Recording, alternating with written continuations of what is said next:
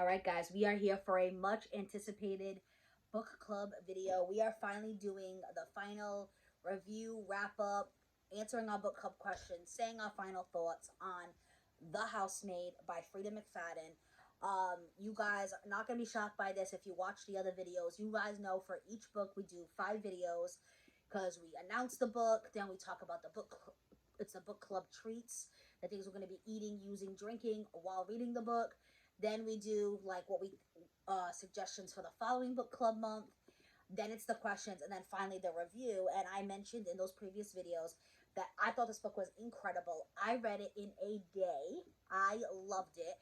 And this is my second Freida McFadden book, and the first one I also read in a day.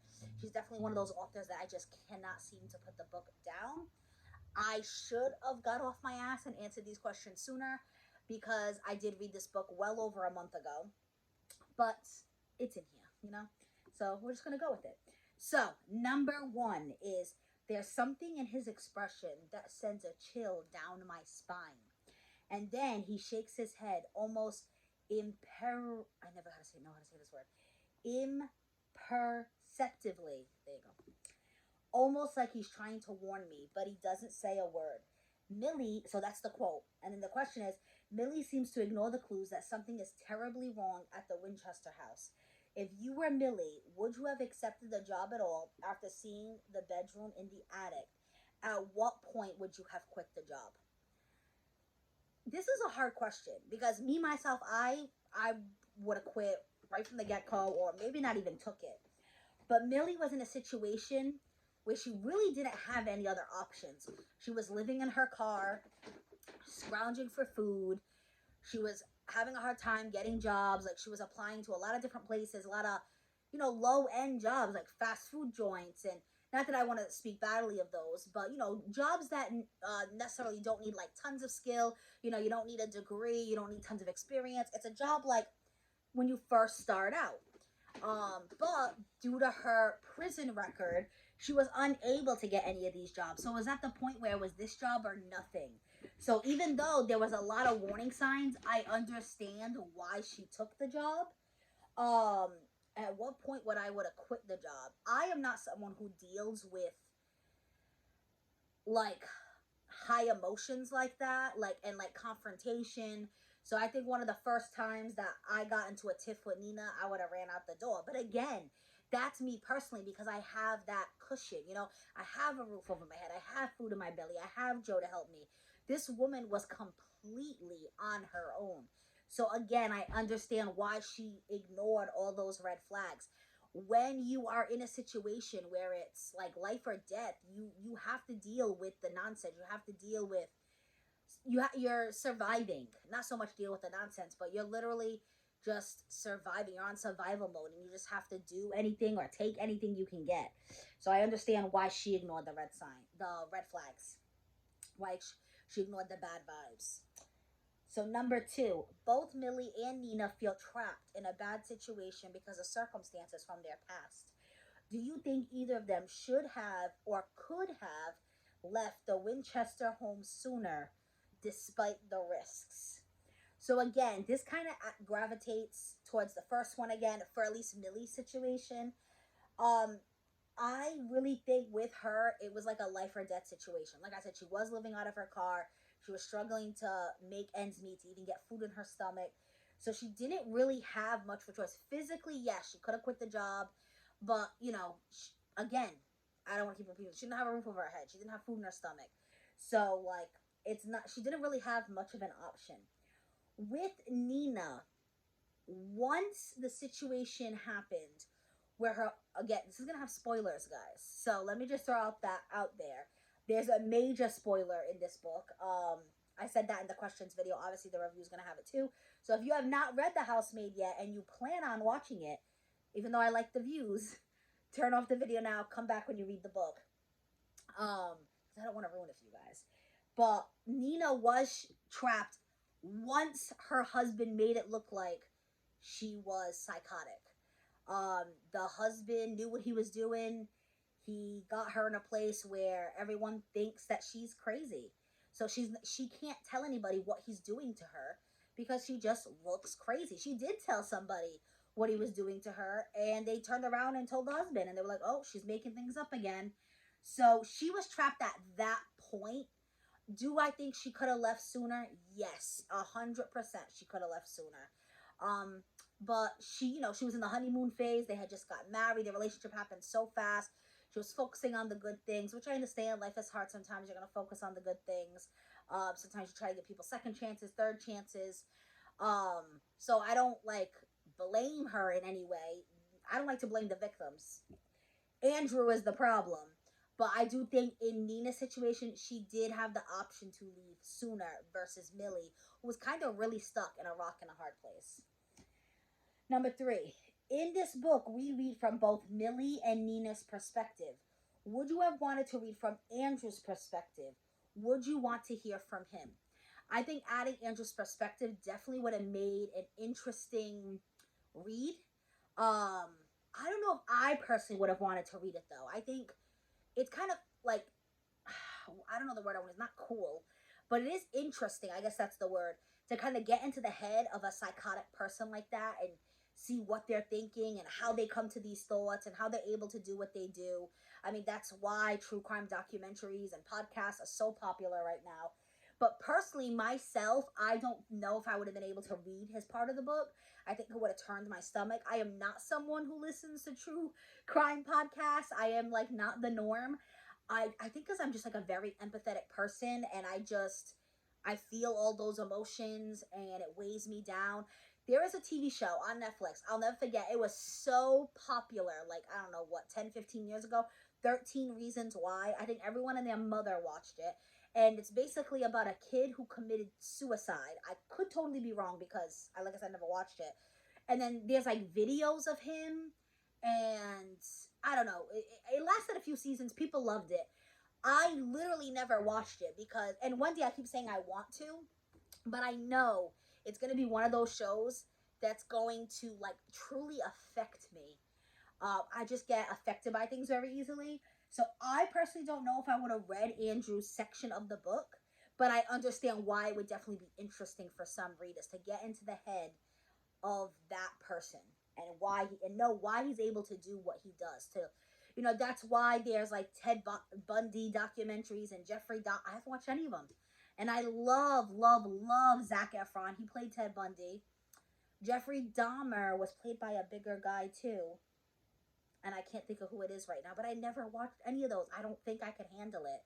But I could definitely see why other people will want to read Andrew's section of the book. You answer that one down below. I mean, answer all these, or any ones you really want to, but that one I'm definitely curious. Would you have read the book in Andrew's perspective along with Millie's and Nina's? Like, would you want to get inside his head and know what he's thinking? Number 4. Before Nina reveals the truth about their relationship, did you ever suspect that Andrew was too good to be true? Were there any signs? Yes. All the times that he's interacting with Nina, and Millie is like, oh, he loves her so much, or oh, what an amazing husband. Part of me is like, this is too good to be true. I didn't think he was going to be like a psycho, but I thought, there's definitely something going on behind closed doors. He's not as perfect as he seems. Like, nobody's perfect. Everyone has moments. And it seemed like he never got mad. Like, she would literally, like, trash the house and do the craziest things. And he'd just be like, oh, that's Nina. Like, I'm like, there's no way that it's just too good to be true. I'm definitely curious what you guys think of that. I don't think there was, like, a specific sign in the book. It was just like, every person has conflict. And the fact that he was so calm, cool, and collective throughout the entire, like, first half of the book when it's in Millie's perspective, I was like, it's too good to be true. Then when he cheated on his wife with Millie, I said, okay, that's where he's an asshole because he cheated on his wife. He committed adultery. Then you find out he's an even bigger asshole. But yeah, I definitely knew it was too good to be true. Then when he slept with Millie, I thought, oh, okay, so that's why he's a shitty person. I knew there was going to be more to the story, but there ended up even more to the story, Number 5, what was the most shocking part of the book for you? And it's definitely the big twist when it goes from Millie's point of view to Nina's point of view, and you get the background story of Nina, and you find out that Andrew is this psychotic man that would punish her and put her in that bedroom in the attic for the craziest reasons. Like, because she left the light on, because she didn't dye her hair. And not just like lock her in a room where she can't like use the bathroom properly and not eat or drink. That's already crazy enough. But he would literally make her do things that equaled his what she did wrong, if that makes sense. Like one of the scenes, it was like she left the light on. So because she left the light on, he used a really strong bulb that literally like burned her retinas, and everything what she said was like white, and it was like, you know, one of those really, really strong lights. Then if she turned it off, if she was able to turn it off, he always made it like a game. Then she was in pitch blackness because he blocked out the window. So it's like, oh, because you left the light on and wasted electricity, here's this blinding light for you. Does that make any sense? Because he's wasting electricity. And then there was another scene with like, oh, the pepper spray one. Because she like used an air freshener in the room and it got into his eyes, he made her pepper spray herself in the eyes. The guy's fucking crazy. I'm sorry, I just swore. But he is insane. Insane. So that is obviously the big twist. And then there's another like little mini twist, because when he finally, again, spoilers, when he dies and you're at the funeral, Evelyn, which is his mother, goes up to Nina and is like, oh, I'm so glad you finally punished him. So now you know that the reason he's the sick bastard that he is because Evelyn used to do it to him. Evelyn used to punish him. So my jaw dropped. I was like, you know, there was a lot of good stuff in this book. And then the very, very end. So if you guys don't know, there's actually a second book. I definitely want to read it. It's called The Housemaid Secret. And they say it's just as good as this one. You know, sometimes the second one's never as good as the first. Not always, but majority. One of Us is Lying. I loved One of Us is Next. I love the second one just as much as the first. Same with The Good Girl's Guide. But anyway, The Housemaid Secret. So the housemaid, right at the end, now you know what the next story is about. So if you read it, she goes to meet a girl. She thinks it's for like a housemaid job. And the girl's like, oh, Nina told me what you did for her and her husband. And she starts to like kind of move her shirt to kind of show her bruises. And that's when she realizes what she's asking her to do. So she's asking her to kill her husband, like how she killed Nina's husband.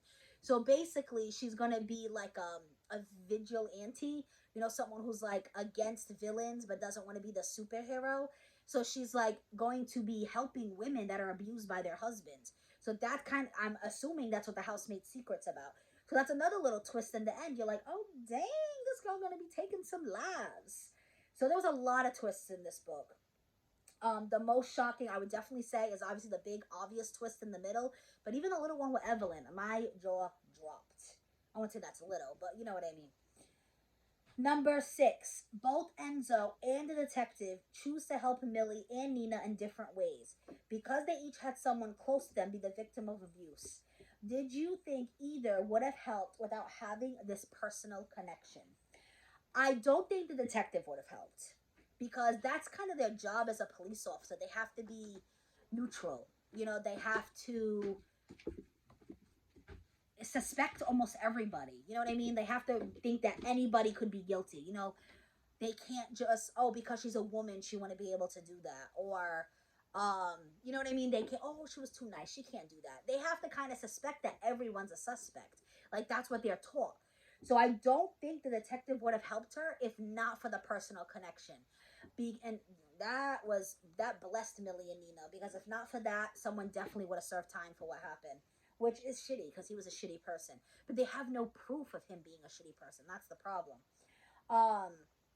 You know, you're talking about a woman who has even though she didn't have mental health issues, it was on her file that she had mental health issues, and that she made up stories that she attempted to kill her child, even though none of that's true. So no one's going to believe her. And then Millie served all these years in jail. Like, who's going to believe her? You know what I mean? So I think the detective having that personal connection definitely helped. The fact that his daughter dated Andrew, and it makes it seem like the daughter never told the father the full story, probably because she was scared shitless of Andrew, and she just wanted to get away and just pretend it never happened and start new and start fresh. But the father definitely knew something happened, because he was like, my daughter was never the same. So he wasn't too shocked when he saw that he died. You know, mysterious way. So I think he realized that this guy was not a good guy, and that in a way they were helping the world, getting rid of this shitty human being that likes to hurt women. And now, instead of switching it from Nina to Millie, now he no longer has to hurt anybody. So I don't think the cop would have done it without the personal connection. For Enzo, I think he would have been willing to help, as long as he's a nice guy. I think any nice person, that's like directly involved, because he did work at that house every day. He did kind of get the vibes. Maybe he would see things from the windows. Like personally, if I think someone's being abused, I would go up to that person. I'd be like, do you need help? I don't know how too involved I would get, but, even if I give him like a pamphlet for a domestic violent unit, give him like a safety phone, like, one of those phones that, you can get like Walmart with the cards that, that has like a burner phone that has like minutes and, doesn't have a plan attached to it. I would do everything in my power if I think somebody's getting hurt. So I do think if Enzo is a good guy, which he definitely seems like a good guy, I think he would have done it even without the personal connection. You guys let me know what you think about that. Number 7, it is revealed that Andrew's mother would punish him the same way he punished Nina and Millie. Does this change your perspectives or feelings towards Andrew? What does this say about the cycle of abuse? It makes it understandable. I don't even like using that word, but it doesn't excuse the behavior. So I'll tell you guys a quick personal story, but I have an ex-boyfriend who father is an alcoholic, and my ex-boyfriend has never touched alcohol. Never a day in his life, not even a sip. I bought him a wine cooler for his 21st birthday. I just went to the liquor store. I thought it would be cute. I put a bow on it. And that's when he told me that he never plans on drinking, that he plans on being sober his entire life. And that is because he didn't want to repeat a behavior. He saw his father get drunk every night. Not every night, but he saw his father have substance abuse issues. And he was scared that that would happen to him. So there's cycle of abuse is definitely real. Usually people that hurt people were hurt people. You know what I mean? They were hurt by others, so they continue the hurt. It's, like I said, understandable, not to that extent, but you know what I'm trying to say. But doesn't excuse the behavior. Stop the cycle. Get help. Go to therapy before it even starts. You know what I mean? Don't be in a relationship if you can't handle not hurting another person. Be by yourself. You know what I mean? So there's definitely other options. So I did not feel bad for Andrew. But it did make it a little more understandable. I felt bad for the child Andrew, like young Andrew, but current Andrew, I was fine with him being dead. Number 8. Nina is willing to sacrifice another woman's safety in order to escape her life with Andrew. How do you feel about this decision? Can you understand Nina's choices? I personally don't know if I would have done the same, but I don't know because I haven't lived it. You don't know what you're willing to do until you're in that situation. And that's how I feel about it. You know what I mean? Like, I just talked to this not that long ago. I made a video on like 9/11, talked about where I was on 9/11 and how people had to make the choice of either burning in the building or jumping. I don't even like talking about this, but jumping out of the building. So it was either die from the fall, the impact, or die from a fire. And right now, I couldn't answer either of those questions. But in the moment, I would assume I would make a choice. So it's like you can't know those things until you're in that moment. I don't think I could do that to another person. But again, I haven't suffered 7, 8, 9 years of abuse. After all that time, you might be willing to do something you didn't think you'd be willing to do. I think I would say kill Andrew. But then again, she would be in jail. And I would rather be in jail than be with Andrew. But she had a kid. Millie didn't have that. And I think that's why Nina felt less guilty. Because there wasn't a kid involved. Because she put a ran, but the problem was there was a kid involved. So it made things harder for her. So I can understand Nina's choices, but I don't know personally what I would do in that situation. Number 9. Not only does Millie turn the tables on Andrew and force him to endure his own punishments, but at the end of the novel, It's implied that Millie will continue to take actions against men who abuse their wives. Is Millie justified in her actions? Yes and no. I think in Nina's case, 100% yes, because there was no way of getting out of that situation. Because what Andrew put Nina through, there was no way of getting out of it. Like I said, he literally made her look like a psychotic person. It was on her files that she makes up stories, that she tried to kill her daughter, that she's crazy. So there was no way she was going to escape his abuse. These other women she's helping, I don't know. Once I read Housemaid 2, maybe I'll feel different. But can't those women just leave? I know it's not that easy. Trust me. But I think there's other things you can do than just kill your abuser. So I think it depends. It's situational. It depends on the situation. So I don't think she's 100% justified, but she is in a way helping these women. I think it just depends on the situation. Tell me what you guys think about that. And then the last one, we always cast the roles. So I have some web pages open up on my phone. I'm going to show you guys. So there is a show on Netflix called, I think it's just called The Maid. And it's about a girl who was abused. And she has a daughter, but for some reason I thought of her for Millie. I didn't think of her for Nina. I think because she's brunette, and I know Nina's supposed to be like blonde. So, and then she is the maid. So I thought of her the whole time I was reading the book. I actually really loved the show, The Maid. I think that's what it was called, on Netflix. If you guys want to watch it, it is such a good show. And she fit the age because Millie was supposed to be 27, and this actress is 28, and her name is Margaret Qualley. I hope I'm saying her name correctly, but that is her right here. She did incredible in, I think it was called The Maid. Let me see if I try looking it up, if it'll come up. Netflix drama mini series. Yeah, because I think it only had 2 seasons. It was in 2021, and it's just called Maid. So if you guys want to check that out. So I thought of her the whole time I was reading the book for Millie. And then for Nina, I knew it was supposed to be a character who, she's obviously not naturally blonde because it talks about her roots a lot. So that just kept sticking out with me. I kept thinking of actresses that had like blonde hair but not natural blonde hair. And I think because I had literally just watched the Barbie movie like before reading this book, I thought of Margot Robbie. And I think she would play this role incredibly well. She's a great actress from what I've seen. Like, you know, Barbie, some people think of it as this frilly movie, but I had a lot of like insight into it, and there's definitely more to the story. And she played the character very, very well. So I could definitely see her playing Nina. So that's who I thought of for the role, Margot Robbie. Then, let me go down my list.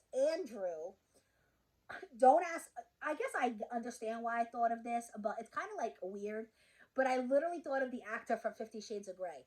Because 50 Shades of Grey has some abuse in it. I mean, it's not, I don't like to say that because I know there's people that are into that. I forget what it's called.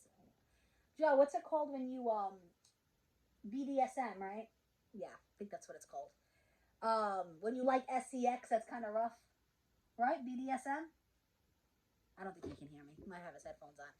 But some people consider that abuse, and some people are totally fine with that in their relationship. I do not judge anybody. As long as you got your safe words and you're 2 consenting adults, more power to you. But I literally thought of the guy from 50 Shades of Grey, which is this guy here, Jamie Dornan. So that's who I thought of for Andrew. And I know Andrew was a little older, and this character's 41, so I figured it was kind of fitting. And he is like a good-looking man, and that was one thing about Andrew. Everyone kept saying how lucky Nina was because he was such a good-looking guy, and he is a very good-looking guy. Then for Enzo, I immediately, and I think because they talked about him having like an accent, and he was just like exotic-looking and good-looking, I never know how to say his last name. I automatically think of Joe Manganiello. I don't know. I always just call him Sofia Vergara's husband. Now he's Sofia Vergara's ex-husband. But the guy from Magic Mike. And he is supposed to have muscles. Like, you know, she talks about how he landscapes and how she can see his muscles and how she's attracted to him and all this stuff. So I thought he was the perfect guy to play Enzo. Then for Suzanne, I don't know why I put it on the list. I did the book club questions. Maybe because it was just not that many characters, so I threw her in.